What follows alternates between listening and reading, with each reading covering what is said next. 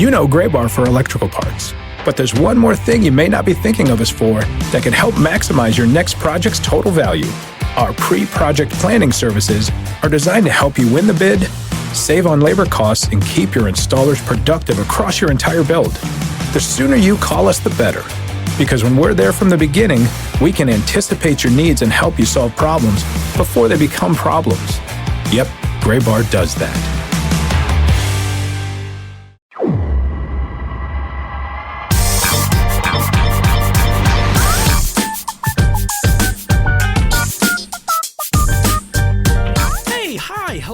Welcome into the World Series bound Washington Nationals edition of the show before the show from MILB.com. We live in a brave new world. The Washington Nationals are headed to the World Series. Hi, everyone. I'm Tyler Mon. He's Sam Dykstra. Hello, Sam.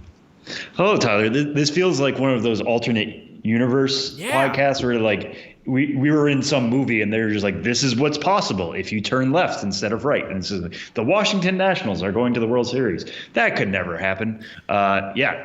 What's funny is after they sweep the Cardinals, they've never lost an LCS game. Yeah. Technically true. The meme has died spectacularly. It is not. It's not like, well, they got past the wild card game, and then it would have left that debate as to whether or not the Washington Nationals have never won a playoff series meme could still exist. Then they win the NLDS, and you're like, all right, well, that's done. And then they just roll through the Cardinals. Rest in peace to Mike Schilt's post-division series speech. And the only issue is now, of course, they got like a week at least of just sitting around until the World Series. And I feel like, as a Denver born and bred baseball fan and a resident, I feel like I've seen this movie before. I don't remember how it ends. I don't. Team gets scorching hot, rolls through the playoffs, waits around for like a week and a half before the World Series starts. I feel like I've seen it before. I don't know how it ends. I don't know. No, we don't have to talk about it. We can just gloss over it. We'll gloss over the specific thing you're mentioning, but I do think about like the Cardinals came off a game in which they scored, 10 runs in the first inning? Yeah. They were about as hot as you could get, and they rolled right into Washington and immediately just stopped. I think. Buzzsaw.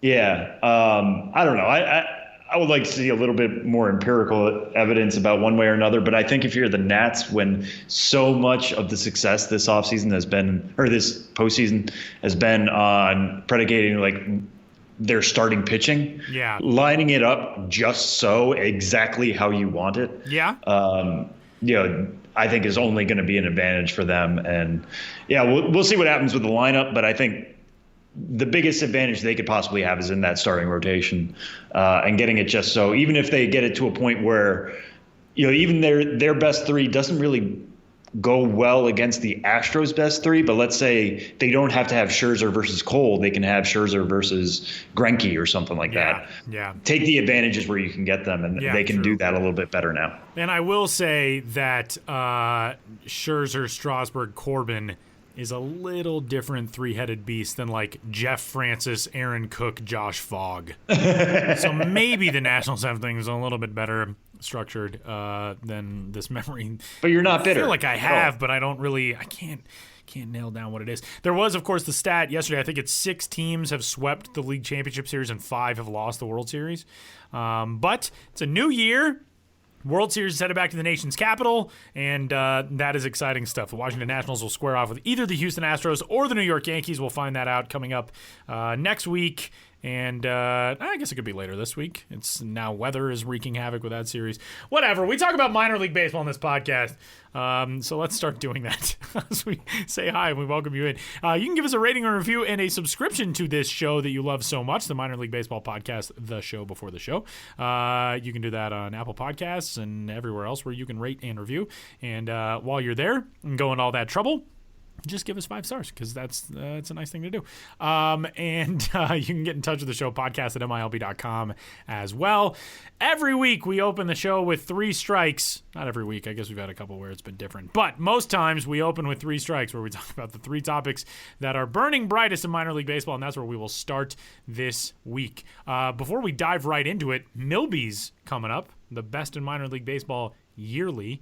Which is always fun. We've got the staff vote, we got the fan vote. We're kind of changing some stuff up this year, though, Sam.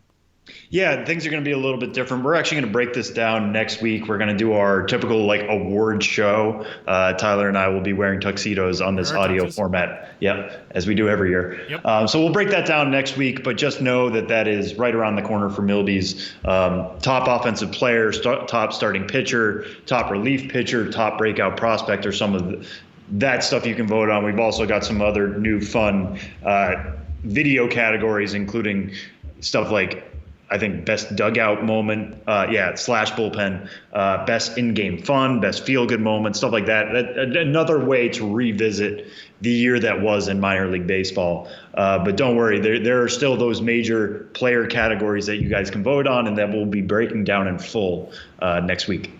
It's going to be fun, so let's kick it off. 3 strikes for this week's episode. Strike number 1, we may have an answer to this coming up on the show today in his own human form on the phone.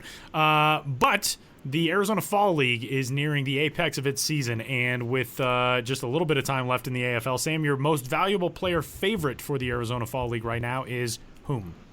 Yeah, so I know you were teasing a specific player there, but I'm actually going to go a little bit differently, I think.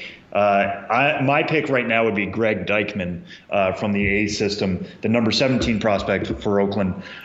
This is a guy right now is leading the AFL in total bases. He's leading the way with 7 home runs. He's leading in slugging percentage. He's leading in OPS. That slugging percentage being 741, that OPS being 1.138. Joey Bart was kind of on this track, but I don't think we've discussed this yet. He's out with a hand injury, going to miss the rest of the AFL. The Giants expect him to be back in time for spring. Not require surgery, which is an important point to note. Yeah, but Giants expect him to be back and healthy for spring training. Hitting the hand by pitch. Yeah, so it's too bad. Joey Bart was certainly on his way to being an MVP candidate here, hitting 4 home runs in his first 10 games. Deichmann kind of takes over for that. One thing that I've discussed in the past is AFL MVPs typically be top prospects or guys right up there, maybe not top 100 names, but right outside the cusp or something like that. Deichmann quite isn't that yet. Like I said, he's number 17 in the A system. Kind of interesting to see him turn it on in this way, because back when he was coming out of LSU a couple of years ago, the power was there for him. I think he hit 19 homers in his final year at LSU. That was expected to be his carrying tool. It has not shown up yet in the minors for a couple different reasons. He's battled different injuries the last couple of years. He had a wrist injury in 2018 that limited him to 58 games. And even when he played in those games, there were talks that he was trying to play through the wrist issue. That doesn't help your power. He only hit 7 homers in 58 games last year. This year plays 80 games at AA Midland, goes deep 11 times, but still finishes the year with a 675 OPS. Dealt with a shoulder injury this year. That's why he gets sent to the AFL to make up for some of those lost at-bats. To see him turn it around this year is especially promising, not just because he's making up for time by getting hot, but this is probably the healthy version of Deichmann, and if he's doing it against really good arms that get sent down to Arizona, that's certainly going to send his stock going higher. It's only 16 games, I get that, but we talk to guys all the time about what's it like in the AFL, and sometimes they say it's basically an all-star game every day, and usually we set the level for the AFL at about AA. This is somebody who played almost a full season at AA this year, so he should be at least to the level of the pitchers, and to see him take off in this way is really, really neat. What happens the rest of the way is possible. Somebody like Brandon Marsh, who Tyler was just teasing there in the Angels system, somebody who's second right now in OPS, or Royce Lewis, who is the AFL Player of the Week this week, was named the MVP of the Fall Stars game over the weekend. Either of those guys could pass, and they certainly have that top prospect threshold. Guys we thought were promising prospects coming into the year, or coming into the fall, and have lived up to that billing so far.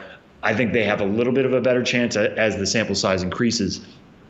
But to see Deichmann do what he's doing so far, hitting 310, 397 OBP, and a 741 slugging percentage is really, really neat, and a good way to add some fuel to his profile. And we'll have to see what happens to that going into the offseason and potentially going into AAA next year. Strike 2 this week, the League Championship Series wrapping up on the National League side. The Washington Nationals 4-game sweep of the St. Louis Cardinals, and the Houston Astros as of today, as we record, with a 2-1 series lead over the New York Yankees. Game 4 tonight postponed to tomorrow, so that series has been jumbled schedule-wise. size. But there's a lot of homegrown talent in this league championship series really on all four sides, and we talked about this as far as the full homegrown scope of the playoffs has gone down. But on the LCS side, Sam, give us the rundown of the league championship series homegrown elements. Yeah, so I did a tool shed on this last week going into the LCS. Obviously, it hasn't aged great, not even a week later, because the Cardinals are already out. But still, looking at the four teams that were in it, I wanted to do a ranking of the 5 best homegrown talents. And I kind of thought if I set it at 5, some of these guys will kind of separate themselves in terms of, obviously number 5 will be a little worse than some of the other systems. But you look at all of these teams and the foundations that they have based on guys who came up through the system is really, really good. And you mix that with, I think, the Nats, the Astros, and the Yankees are 3 of the top spending teams in baseball right now. And so you have that base of homegrown talent that allows you to go spend on other areas and fill in those holes. That's where success is in modern day baseball. But look at the Astros. I mean, my ranking for them was Alex Bregman at 1, Jose Altuve 2, George Springer 3, Carlos Correa 4, Yordan Alvarez, who's by far the AL Rookie of the Year favorite this year, at number 5. A list in which Carlos Correa is 4 is automatically a good list, basically bar none, whatever it is. But it's well-trod ground right now to say that the Astros built from within to get where they are now. That allows them to go trade for a Justin Verlander, allows them to go trade for Garrett Cole and Zach Greinke, taking on Greinke's salary because, hey, Carlos Correa is still on a cheap salary. Alex Bregman, the same thing. Alvarez is in his rookie year. They keep plugging in these holes. Kyle Tucker was their top prospect in the system, just graduated Game 162. Anybody else almost in this LCS would love to say he's their number 5 best homegrown talent. He doesn't even crack this list. So the Astros getting to where they are, as much as we focus on that rotation this postseason and how good it's been, the way they've been able to basically build their infield with homegrown guys, throw George Springer out there and see him become a World Series MVP a couple years ago and one of the best and most consistent outfielders in the game. And then Yordan Alvarez, oh, by the way, we don't know what position to do with him. What are we going to do? Oh, wait, he's just going to become our DH and be one of the best left-handed sluggers the second he starts. The Astros keep churning out this talent, and that's really, really special. For the Yankees, I had Aaron Judge at 1. For kind of obvious reasons. When he's healthy and everything is clicking, he is one of the best right-handed sluggers in the game. It felt like a down year for him, and yet he still finished with a 4.6 WAR over 102 games. That's kind of crazy. Brett Gardner, I have at 2. Gardner was basically signed as a 4th outfielder. It's like, hey, you're a Yankee lifer. We want you back in the fold. We'll figure it out if things happen. Giancarlo Stanton injury hurt them. Aaron Hicks injuries hurt them. Brett Gardner got a lot of playing time this year. Has been with them for a long time. One stat that kind of surprised me, he is 3rd all time in Yankees history in stolen bases, behind only Derek Jeter and Rickey Henderson. Shows you how long Gardner has been around, but also important to remember he was homegrown, and that's what I think gets him number 2 is that they've got a lot of value out of somebody who they took out of the College of Charleston with a 3rd-round pick all the way back in 2005. Gary Sanchez, Gleyber also, Torres. I just want to jump in real quick to point out Rickey Henderson was a Yankee for 5 years. Oh, He is 2nd on that franchise's stolen. He stole 326 bases in 5 years. I had that discussion in the office. It's insane. When I discovered that Gardner stat, and I was like, who wants to guess who is 2nd all-time in Yankee steals? And everybody was batting around ideas. Nuts. Yeah. Yeah. Rickey Henderson also, by the way, played from 1979 to 2003. Just let it all sit in and marinate with you. 25 years in professional baseball. At the major league. 4 decades. At the major league. 4 decades. It's absolutely insane. Drafted in 1976, so he played, for almost 30 years professionally. Anyway, please continue. Rickey Henderson is incredible. Rickey Henderson is one of my favorite baseball reference pages to just fall down the rabbit hole. Same thing with like Pedro Martinez, where you're just like, this was possible at some point. What happened? He also played 2 years of indie ball after his big league career was over. So he was playing as a member of the San Diego Surf Dogs in the Independent Golden Baseball League in 2005, and he batted at 46 years old, Granted, he was playing an indie ball, and it was not a super glamorous stop in his career, but he batted .270 with an .859 OPS, and he stole 16 of 18 bases successfully at 46. Did Ricky ever retire officially? I don't think he did, actually. One of my favorite Ricky story. Everybody's got a Ricky story that they love, but when Ricky Henderson was a free agent very late in his career, this is prior to the 2001 season when he landed back with the San Diego Padres after he had been there in 96 and 97. He evidently called Kevin Towers, the then general manager of the Padres, and he left him a voicemail that just said, "KT, Ricky needs work," and hung up the phone. And that was it. And then he went on to play in 123 games at 42 years old for the Padres that year, and stole 25 bases, and also walked 81 times against 84 strikeouts. What a ridiculous athlete. Ricky Anderson was unbelievable.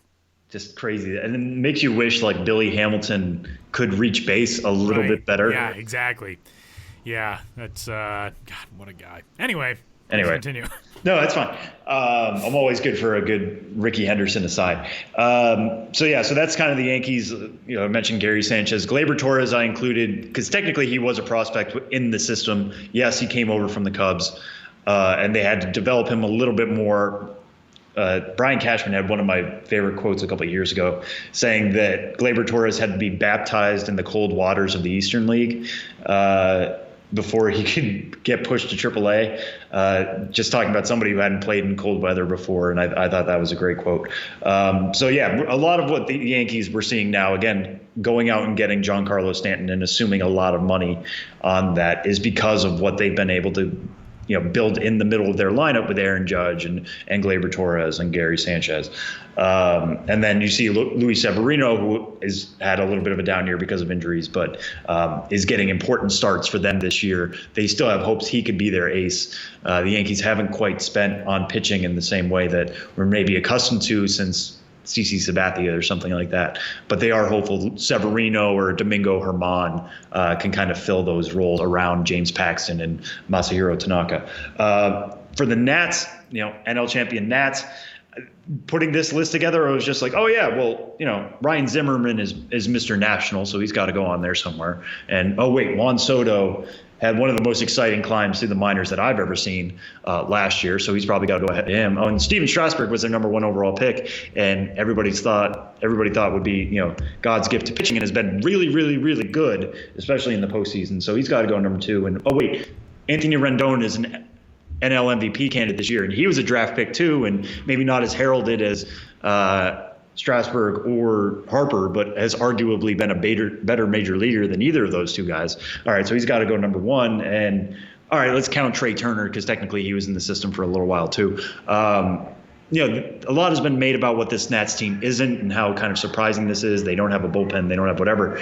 But the big core of this team, the reason you're able to let go of a Bryce Harper, who would assuredly be on this list somewhere, is because you can bring up Juan Soto has basically been as productive, if not a little bit more than Harper at a much younger age, and he's only going to grow from there. Victor Robles comes up and works in the system. This isn't as strong a system as it once was. I think I said a couple of weeks ago, this is probably the worst farm system in the playoffs this year.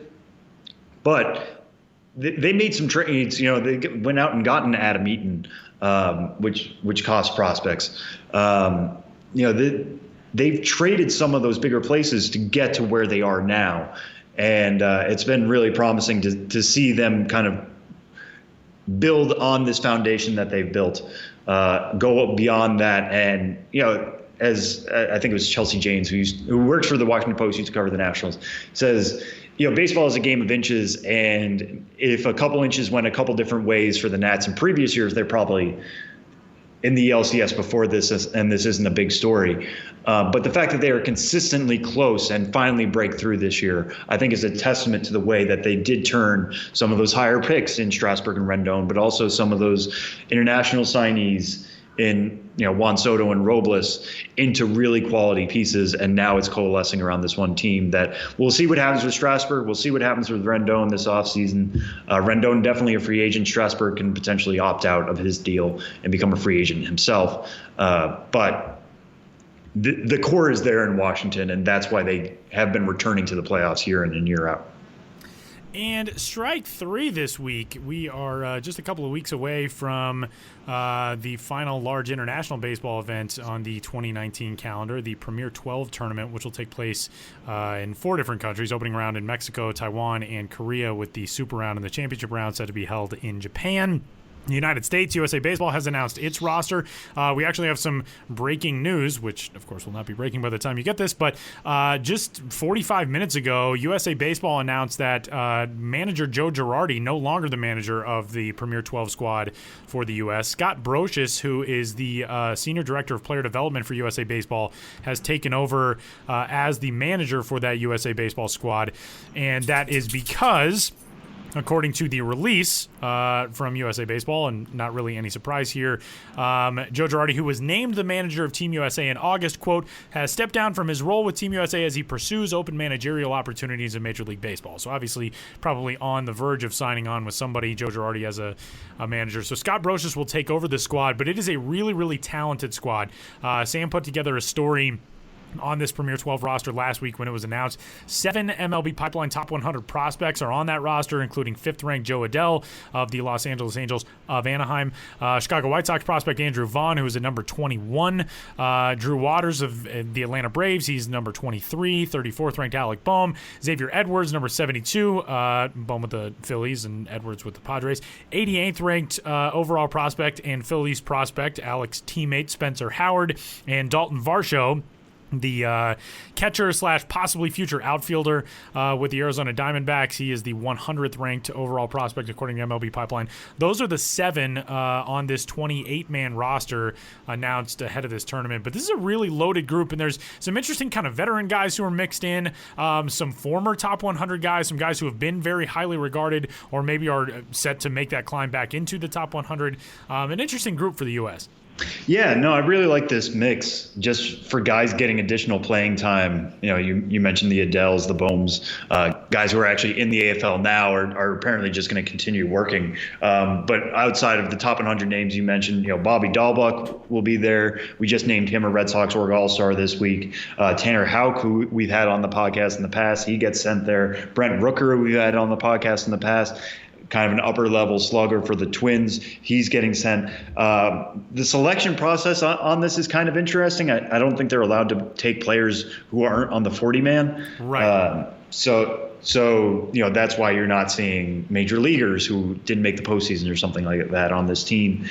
So the selection process in that aspect is kind of fascinating to me. Like, why not just take all the top 100 prospects? Why is it this group? It's probably just the guys who said yes and had their organization say yes.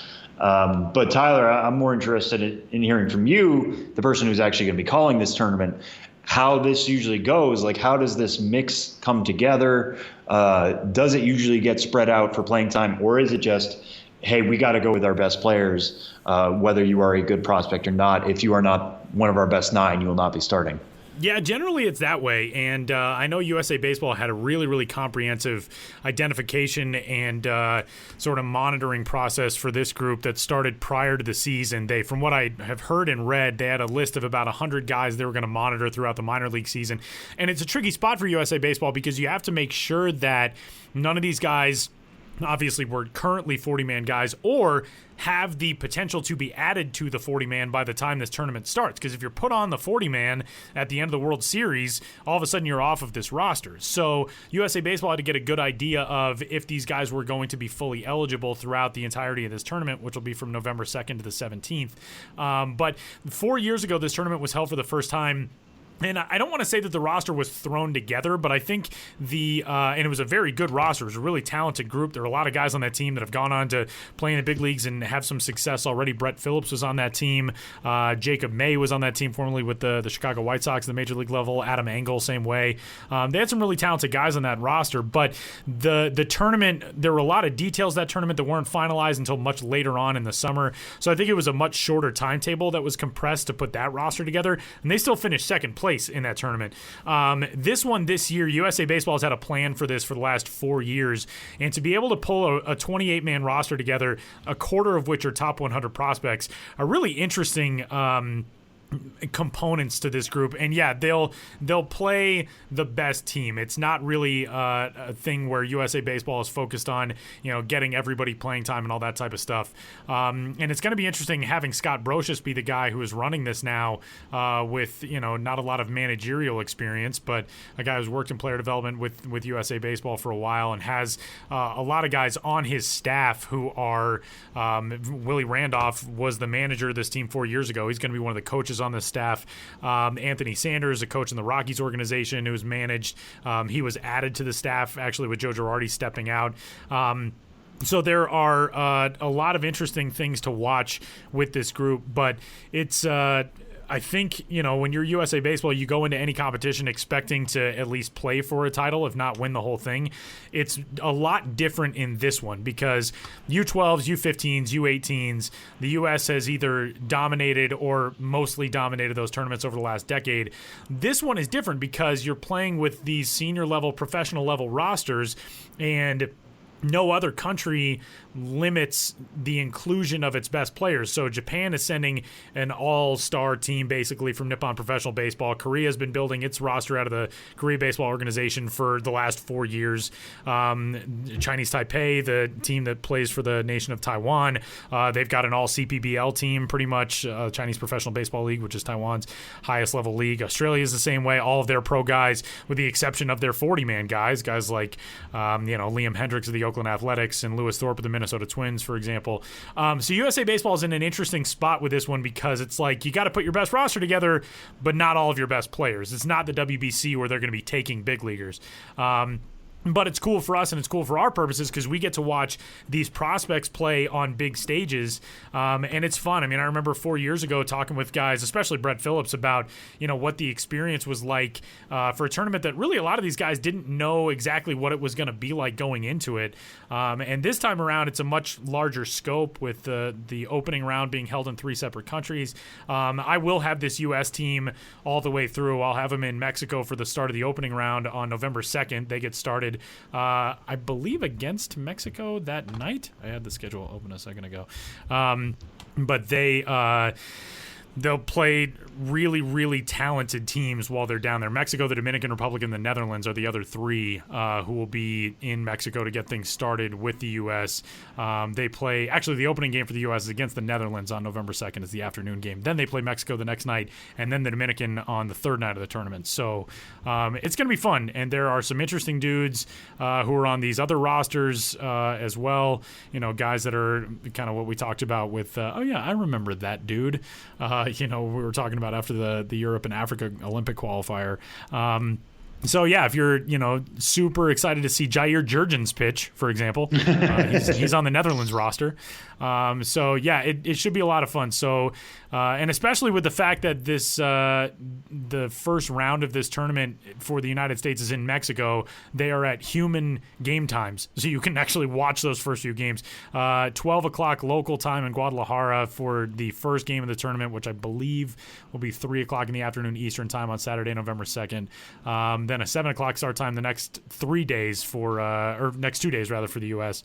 So it should be fun. Should be some fun. Yeah, no, I'm very much looking forward to just seeing how those lineups, like you said, get put together. Yeah. Who does make the cut? Like Xavier Edwards, I can imagine being a pinch runner type situation, right? Because he finished the year at Class A Advanced. I mean, getting him the jump over somebody like Jake Cronenworth or something like that, somebody with more upper level experience. But Scott Brocious is taking over. Maybe he has a different way of evaluating these guys once he looks at it. That whole breakdown will be fascinating. Yeah, it's going to be a lot of fun. And I have a color analyst who is, I believe, lined up. I'm not going to say, I don't think I can say who it is yet, but I have a color analyst whose work you have probably taken in. I'm very excited to work with. We'll leave it at that. I leave for Mexico 2 weeks from today, so it'll be out there soon, but I'm really excited for the broadcast. I think we're going to have a ton of fun. That's a tease if I ever heard one.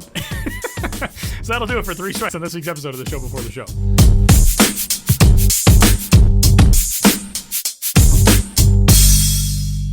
We head down to the Arizona Fall League on this week's episode of the Show Before the Show, where we find the second-ranked prospect in the Angels organization who is tearing his way through the AFL as a member of the Mesa Solar Sox so far this, can't really call it an off-season when you're down in the AFL playing. Brandon Marsh joins the show. Brandon, what's going on? How's Arizona treating you?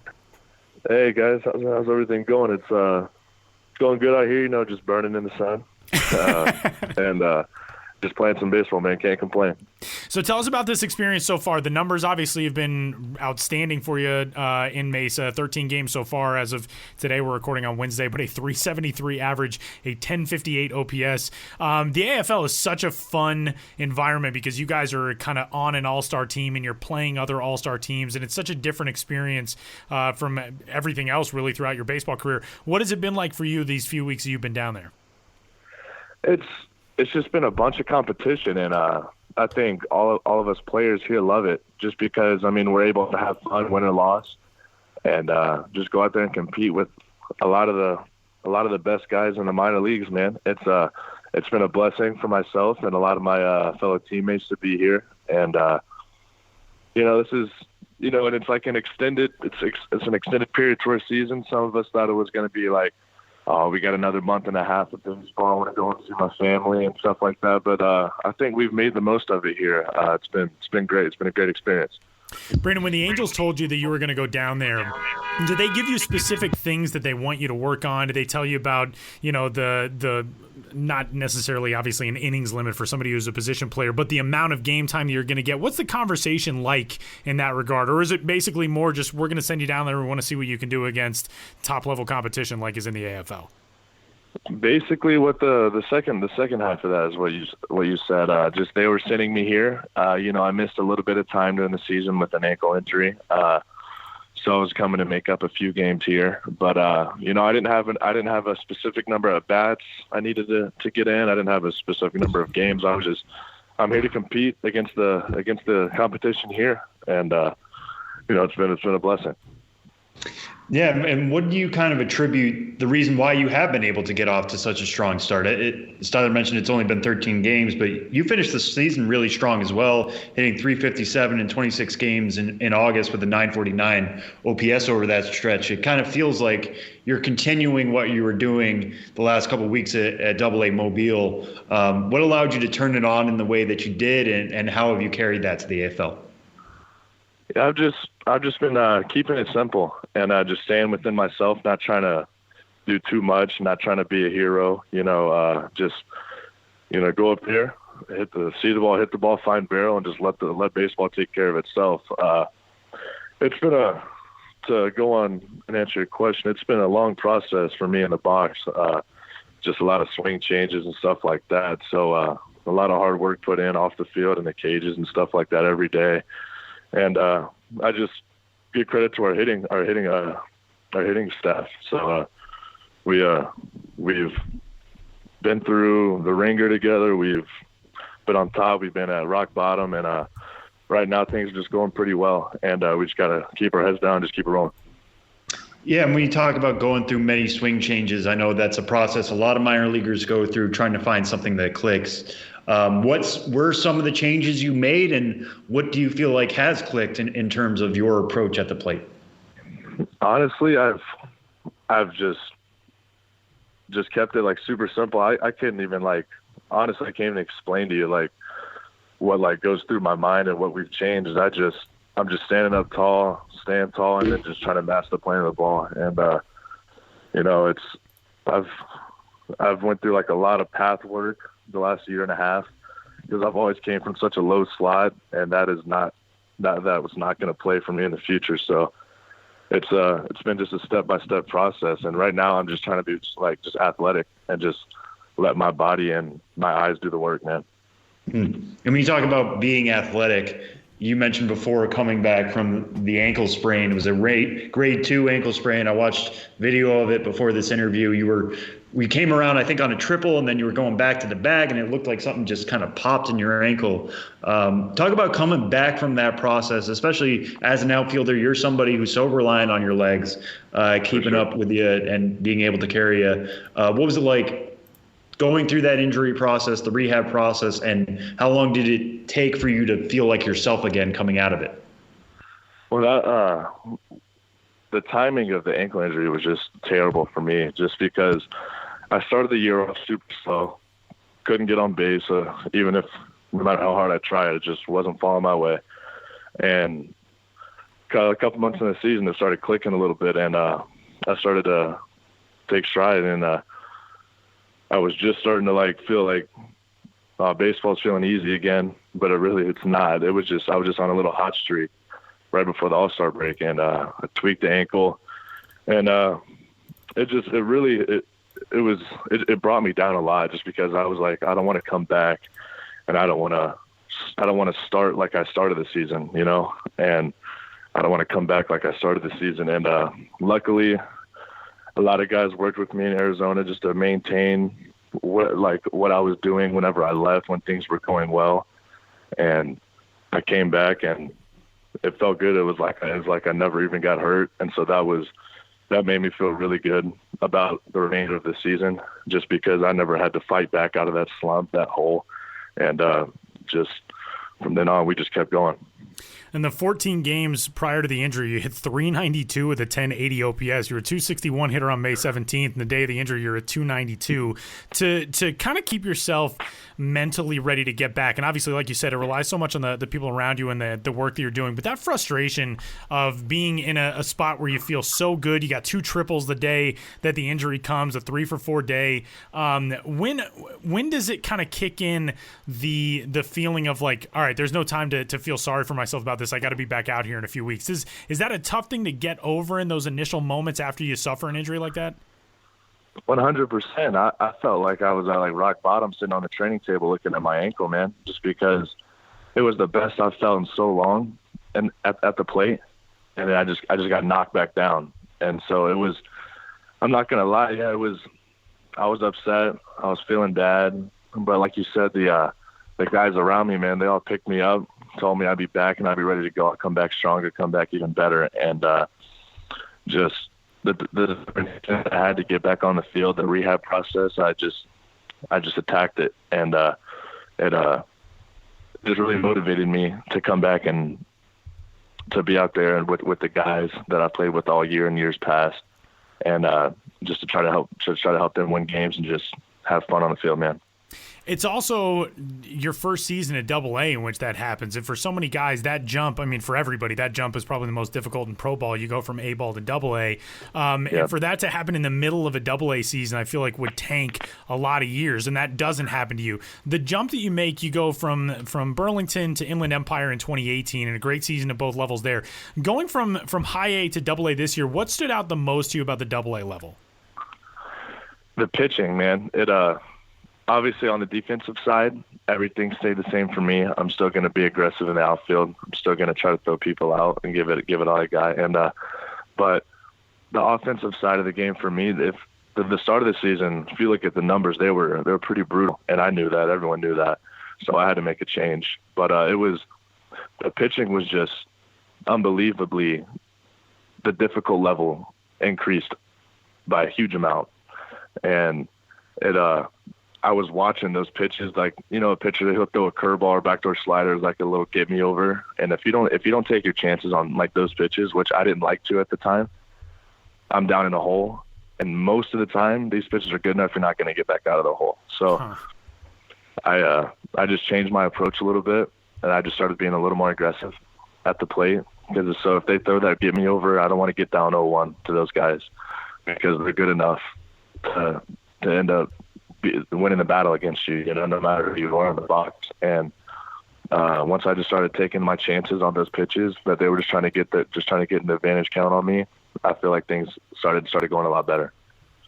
And, spinning off of that, AA is kind of the level in which we start to talk about guys at least seeing the major leagues over the hill. Guys have jumped from AA to the majors in the past, and it starts to feel a little bit real there. You played part of the season anyway with Joe Adele. You're playing with him now. I've seen pictures of you guys in the AFL. It seems like at times you guys are kind of attached at the hip in kind of a very friendly way.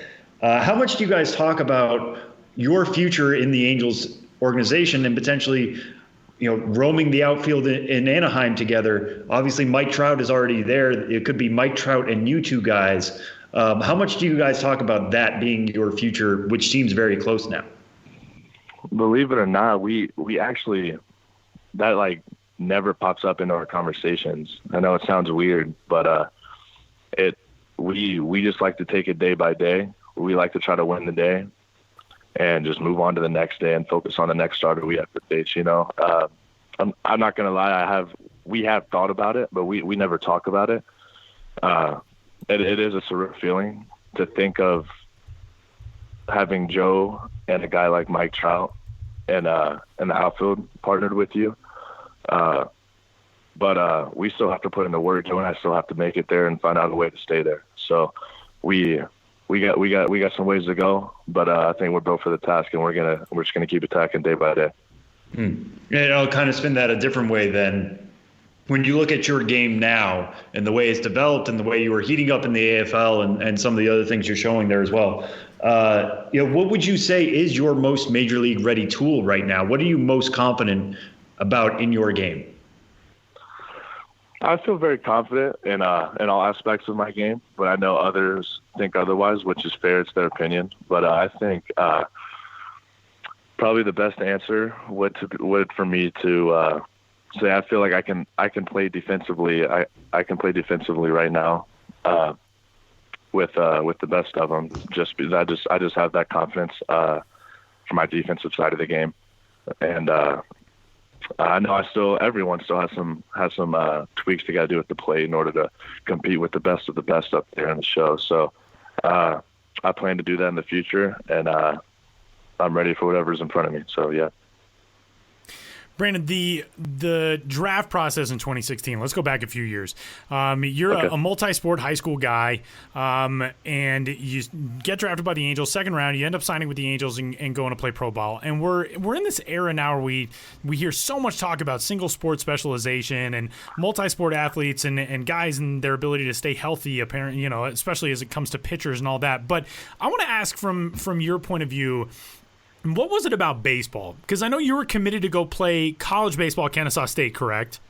Yes. So what is it about, for so long we're all told how baseball is dying and kids don't care about baseball and blah, blah, blah. And then you get these incredible young athletes, dudes like yourself and Joe and all these other players who are immensely promising young athletes. Michael Hermosillo is another guy in your organization who I know was recruited to play Division I football and chose baseball. And obviously the component of money is there, but what is it about baseball? What does your love for baseball come from, and why did you pick baseball? So for me, growing up, I was always the smaller guy on the field, and no matter what age, what team, I was always the little guy. And which is funny now because you're listed at 6'4", 215. Yeah, I know it's crazy, man. But and on the football field as well, I was always the smallest guy, and I feel like myself being as small as I was, in order to stay on the field and being able to compete with the guys that are a lot bigger than me on both sides of the team, both teams, I had to work my butt off, man. I had to do a lot more than everyone else just so I can get some playing time, And once my body grew, I feel like that helped me out in the long run, just because I'm not going to take anything for granted, And to answer your question, being small in the football field and being small in the baseball field is a little different, So I feel like you can still you look at Altuve, man. Yeah, he's one of the smallest guys on the field, but one of the best guys on the field. So he's still given his opportunity, no matter the size and strength of him, even though he's an incredible baseball player. But if you take a small guy and put a small guy on a football field, he's not going to be able to do as much. So I felt like I always leaned a little bit more towards baseball just because I felt like there was more hope in that sport growing up. So, yeah. All right, Brandon, we'll end on a couple fun ones here real quick, but one that I wanted to ask, you played for Mobile this season, as we've discussed. This was the last season of the Mobile Bay Bears. They're moving next year to become the Rocket City Trash Pandas. We'll put the discussion of the name off to the side, but what were your favorite memories of playing in Mobile itself and getting to play in Hank Aaron Stadium and just getting that last year there in that city? I mean, it's always fun to be a part of a team that has a farewell season at a stadium. Just even though we didn't win the Southern League, that would have been super, super cool. A cool story to write about. But it's something that myself and my teammates will just take to our graves, man. Just because we were the last team to ever play for the Mobile Bay Bears in the history that they had. So it was super fun. But the most fun memories, they were actually just locker room memories, man. Just at pregame, postgame, and the music, the dancing, the partying in the locker room. It was that's always going to be some of the most fun times for me. Is just the group of guys that I was able to play with. We're an unbelievable group of guys. Couldn't have asked for any better dudes. So it was the off the field stuff was by far more fun than any of the accolades that we all accomplished on the field. And kind of moving forward, or back to the Arizona Fall League now, you played a couple games at Salt River Fields there at Talking Stick, and one of the big points about that this year is that is the place where the automated strike zone, the robot umpires, whatever you want to call them, that's where that's coming in. We talked last week to Nick Neidert, who's a pitcher, who's gone through that process there. You're working through it as a hitter. What has been in your experience working a game in which there's been a robot umpire?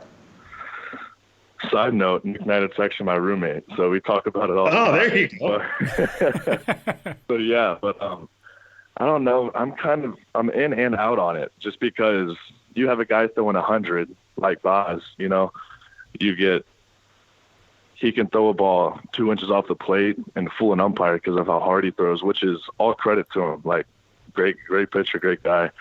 But with the automated zone, you're not going to get that. It's going to be perfect.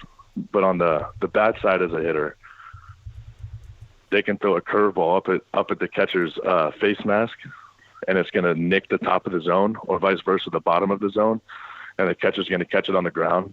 And you get in the umpire. I mean, it's not on the umpire; it's on the zone. But and the guy's going to get rung up on a ball that's probably never going to get called by a human umpire.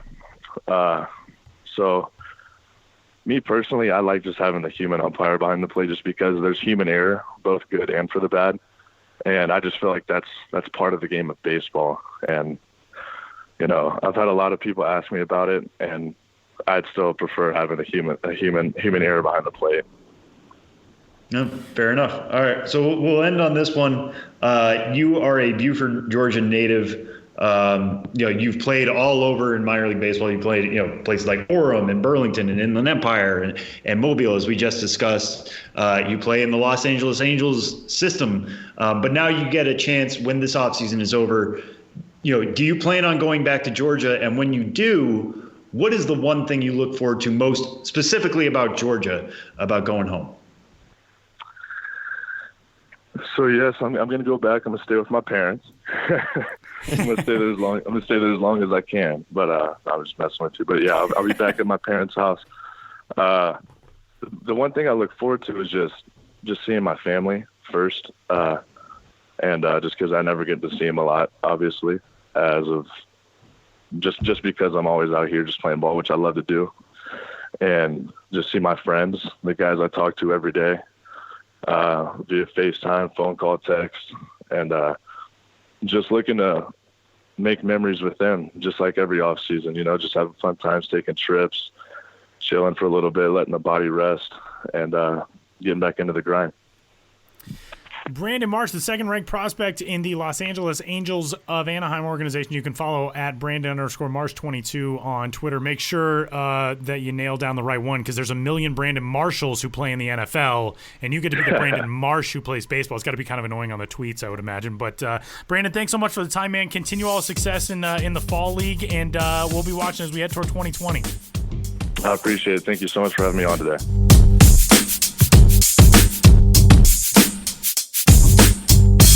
Into the middle stretch of October, Benjamin Hill joins the show as we're kind of out of the postseason, the initial decompressing, I guess, of the regular season for minor league front offices across the country. And Ben is here to start telling us about the lead up to 2020. Hi, Ben. Hello, Tyler, and hello, Sam Dykstra, sitting to my left in conference room 5V. We were talking here in New York City on the same day in which ALCS Game 4 was rained out in this very same New York City. It was raining outside our window. I was going to ask if it was how bad it was. It did not look. It looked ugly. In all the pictures I've seen. It appears that the true ugliness is yet to come. Oh, great. That's fun. There's never any anxiety with that. I don't know how anybody ever wants to work in scheduling or logistics. I would be a nightmare in that role. But thankfully, I don't have to, so we don't have to talk about it. Let's get started with Ben is kicking off his making of a promo schedule series with the Jacksonville Jumbo Shrimp, which is something that we were talking about off air before we started recording. I feel like the average minor league fan, you go to a game throughout the season and it's like salute to grammar night. And you're like, what on earth? How does something like this even come about? This is a cool thing. The inner workings of minor league baseball. This is kind of the lifeblood, the promo schedule in so many ways. Give us the lowdown on what this series is going to be like. Yeah, well, I did a variation on this series last year with Nate Corrant, the promotions director for the Charleston River Dogs.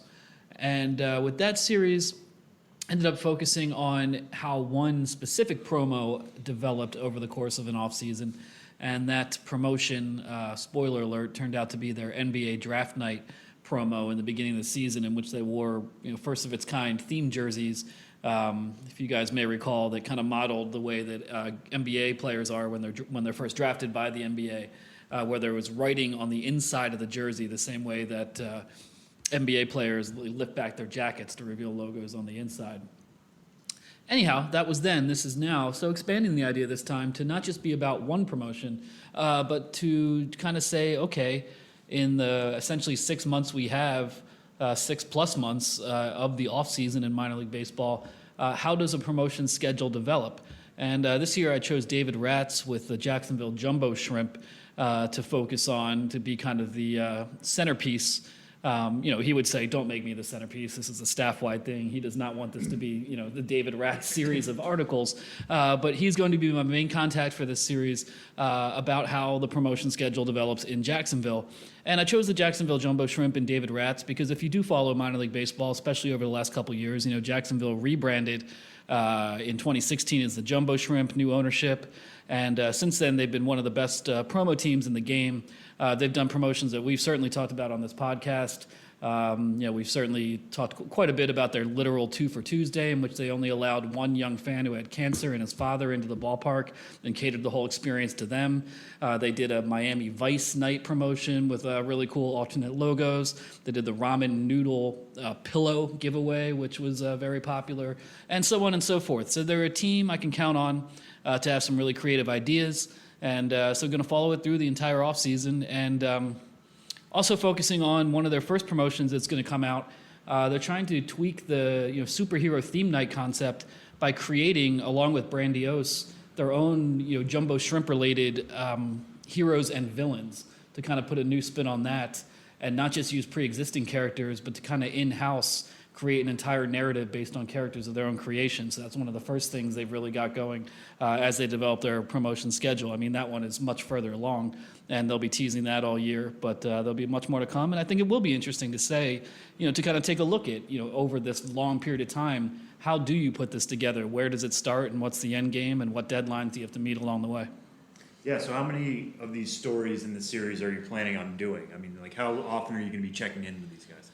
I haven't developed a specific schedule yet, but I'm thinking at least 4, roughly, This will be come up in mid-October. I would say at least one more before the end of the calendar year, and then at least two more in early 2020 before the season starts. So I'd say it's at least a 4-part series, but as it develops, depending what there is to cover and depending on what comes out along the way, it could be more than that, as well as it could be, follow-up stories after the promotion schedule is announced to kind of check in on how certain things went that were in development during the offseason.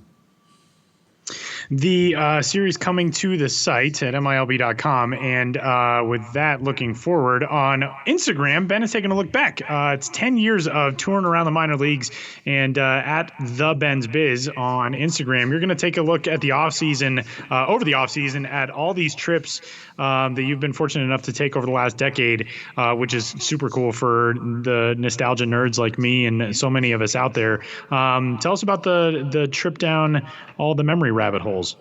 Right. Well, in the off season, I think anyone who works in minor league baseball, especially if you're in, an editorial role such as we are in different ways, you're going to hit periods of the off season where you can't help but look back. And my career has been long enough; there's a lot to look back on. But one thing I've really struggled with over the last couple years is Instagram on a personal level. I use Twitter quite a bit. I feel like I have a decent following on Twitter at Ben's Biz. A lot of people engage with me on Twitter, and I feel like a lot of the people who know my work the best are a lot of the people on Twitter. Not necessarily, but a lot of them. Instagram, it's not as verbal. It seems more of the moment. I often don't know what to do if I'm not actually on the road. So I had this idea this offseason to let's just make it a huge offseason series, and one that now I've started it, I realize will probably go into the offseason or into the season and then probably just on forever. It's going to be a lot of material, but I'm just chronologically looking back, starting in 2010 at every ballpark I visited, sharing photos and some memories from those events, and hopefully just gaining some more traction on Instagram and just having a good way to look back on things. So it started this week, with my very first ballpark trip, which was, motivated by a very specific event. I think I've talked about it before, but in 2010, the Mobile Bay Bears, who just played their last season in 2019, they relocated Hank Aaron's childhood home to the grounds of the stadium, which is already named Hank Aaron Stadium. And they had a huge opening for that Hank Aaron childhood home and museum. And in attendance that day was Hank Aaron, Willie Mays, Reggie Jackson, Bruce Sutter, Bob Feller, R.I.P., Ozzie Smith, another Mobile native, Bud Selig, and on and on. And I was the only national writer to attend, and this is my first road trip ever. I was in way over my head, but that's how it all started. It started with the Mobile Bay Bears, and moving on from that to more Alabama stuff, the Rickwood Classic of 2010, which is celebrating the 100th anniversary of Rickwood Field, which opened in 1910. And, visit the Chattanooga, which asterisk, I still have not seen an official game. If you want to say I'm a liar for saying I've been to every ballpark, I've been to Chattanooga twice, 3 times, including an industry event, but never seen a regulation game. And on it goes. So please, it's not Ben's Biz on Twitter, it's the Ben's Biz, TheBensBiz, because Ben's Biz is taken by someone who has never posted and whose avatar is a wad of money. But I will not pay your ransom to the fake Ben's Biz, the Ben's Biz, TheBensBiz. If you're on Instagram, please check it out. Please engage with me. Please give me some feedback on what you want to see there. And this will be an entire off-season project, and hopefully I can build up my following, get a little more Twitter-like in terms of the numbers, and just something to have fun with along the way.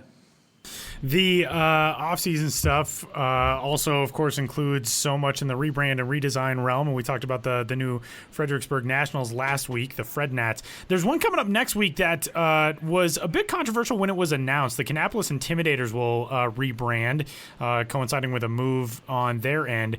And that will happen actually a week from today. We're recording on the 16th. That's set to come out on the 23rd. What's the final stage looking like for Kannapolis? Yeah, that's next on the rebranding calendar. You mentioned it was a little controversial on the team. They're moving. The Intimidators are moving to a new ballpark. So a big part of all this. But they were the Intimidators as a reference to Dale Earnhardt Jr. A lot of people were kind of sad to see. He was a local to Kannapolis, and people had a lot of pride in the Intimidators name and how it referenced their hometown hero Dale Earnhardt Jr. But it's a new stadium, Dale new Earnhardt era, Senior. Senior, I'm sorry. Yeah, Thank senior. you. But Junior is good to mention because he kind of weighed in on this back early on in the season and said that he was bummed about it, basically. Yeah, he did, which certainly fanned the flames, fanned the flames of the reaction it was getting, the negative reactions it was getting. When Dale Earnhardt Jr. himself weighed in. Excuse me for referring to Dale Earnhardt Jr. earlier when I meant senior. Anyhow, that is what it is. It's a new era, new ballpark, and if you go to the team's web page, if there was an autoplay, you'd imagine some calliope music and the distant shouts of vendors and an excited murmur of the crowd. It's very much a old-timey circus kind of theme they got going here, and it says the big reveal, come one, come all. So that gives you as much of a hint as you're probably going to get before Wednesday over kind of the direction they may be going. But that'll be an exciting one, and I do want to take the opportunity to, while I do believe the Intimidators needed a rebrand and that angry K, Kannapolis K primary logo maybe ran its course, but I always love that angry K. And I'm going to enjoy it for the next couple days while it's still the team's primary logo, and maybe, shed a private tear when that's no longer the primary logo. And if you don't have that logo in your mind, just Google Kannapolis Intimidators and take a look at that angry K. A lot of people have said it's akin to an anthropomorphic high heel shoe. A lot of people, so many people have said that. With teeth. Yeah. With teeth.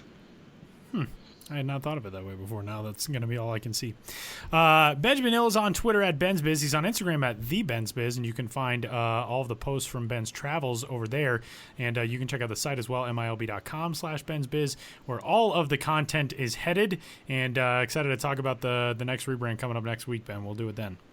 Yeah, we'll talk about Kannapolis. We'll talk about so many things. We'll have an emotional journey as we do each and every week. Can't wait.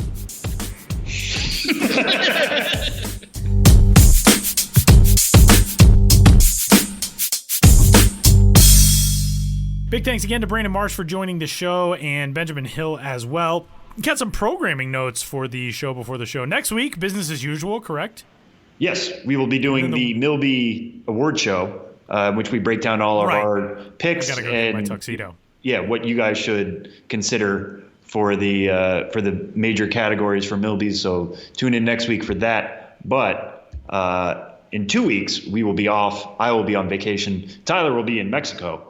Covering the Premier 12 tournament that we talked about before. So we're going to take a little bit of a hiatus in 2 weeks, but you still have one more week of us. So don't worry too much. Not rid of us yet. Yeah. So there. But yeah, we're excited. Next week, got to get my tuxedo to the dry cleaners and wear it for this audio format podcast. What have you done in that tuxedo since last year? You don't want to know, my friend. Oh, man, no, I got a dog. There's dog hair on there. Oh, sure. Yeah. Easy excuse. Blame it on the dog. It's an easy excuse to justify the expense of my fake tuxedo, obviously. Of course. But yeah, that'll do it. Get in touch with the show, podcast at milb.com if you would like. Sam's on Twitter at Sam Dykstra MILB. I am at Tyler Mon, and we will talk to you next week.